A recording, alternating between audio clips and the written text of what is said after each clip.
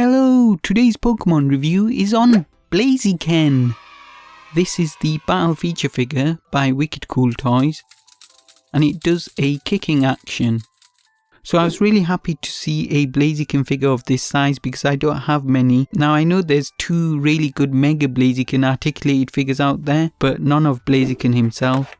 Now on the back we see the other battle feature figures, all of which I have reviewed, so go check those out. And if you don't want to miss out on any of my Pokemon toy reviews, hit that subscribe button now.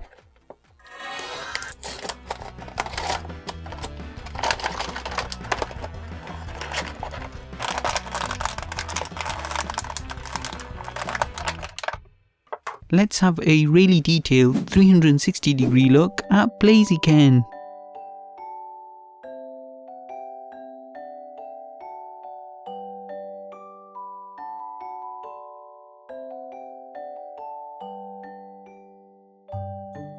So the battle feature on this figure is a kicking action, and the way it works is both of the legs are connected via a mechanism, so that when you push one of the legs back in one direction, the other leg moves in the opposite direction, and that's what causes the kicking action. So this is how it looks in action, and honestly I've got to say I'm not too impressed with this battle feature. I think I've done a review on all the battle feature figures and this is probably one of the weakest battle features that they've made to date. I mean, it's a really simple just kicking action. The other figures have some really cool features such as shooting out projectiles, and you have the Greninja figure which does a really cool backflip, and the Ludicolo that dances. So there's some really cool battle feature figures out there, but this one just does a simple kick and it doesn't even look that good anyway. The mechanism on it is very similar to the Incineroar figure which does the Fury swipes, but I think it works a lot better on the Incineroar figure.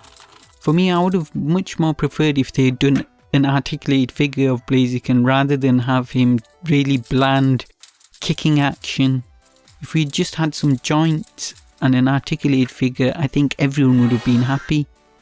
So now let's try to take down Ash with this battle feature kicking action. And honestly it does work well, it does take down the Ash figure pretty nicely. But again, I just want to reiterate, it's a really simple battle feature. I mean, even if it was a figure that didn't move its leg, you could still sort of create the same action. So let me know what you guys think. Do you think this is a cool battle feature on Blaziken, or do you agree with me and think it would have been so much better if we had just got an articulated figure that we could pretty much replicate the same thing with and also get some cool poses out of? So in terms of articulation, it does have some really simple articulation. So both of the arms do rotate around 360 degrees. And then the body, which is connected to the head, also does rotate around fully 360 degrees.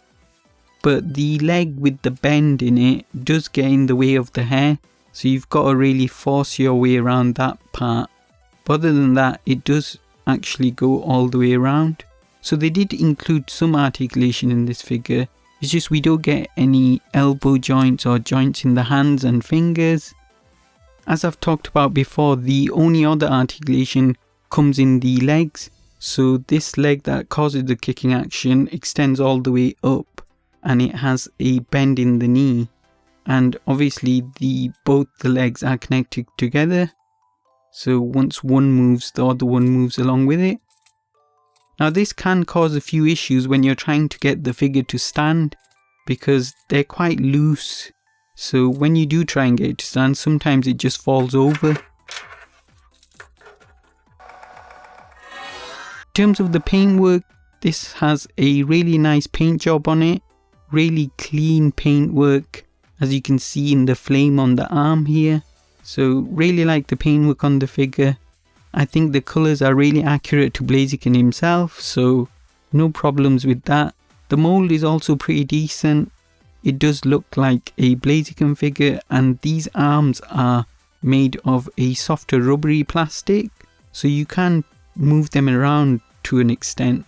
You can't pose it as much as if it would have had joints, but it's something. One thing I don't like is the same as what I talked about in my last Blastoise review, which is this really ugly copyright information from the UK importers of this figure.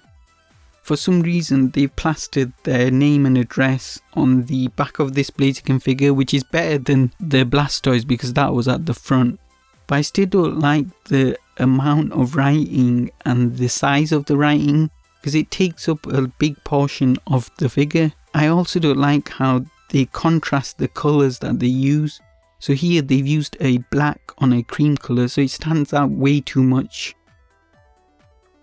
So these pointy parts on the top of the head are a softer plastic, but other than that the rest of the figure, including the hair, the head, the body and the legs, they're all made of a harder plastic.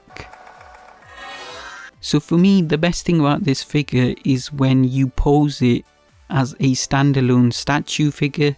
It looks decent as Blaziken. I think they tried to get it similar to the default Blaziken pose where his knees up in the air, and it looks pretty decent as a statue figure. So Blaziken comes in at 4 inches wide, and then he stands at about 4.5 inches tall, and then in terms of width he's about 2 inches to the end of the hair parts. So that was my review on Blaziken. For me, I'm very disappointed in this figure. I thought it'd be a lot better than it is. I think the battle feature is really boring and really simple. I would have much preferred if they'd done an articulated Blaziken figure. Now my last review was on Blastoise, which came out alongside Blaziken, so go and check that video out. Next up I will be reviewing the 3 evolution figures that came out alongside the Blaziken and Blastoise figures, and that is of Jolteon, Vaporeon and Flareon. So if you don't want to miss out on those, hit that subscribe button now. If you liked that video, hit the thumbs up, and if you'd like to see more Pokemon toy reviews, hit that subscribe button now. Now go back and watch all my other videos, and I will see you all next time. Bye.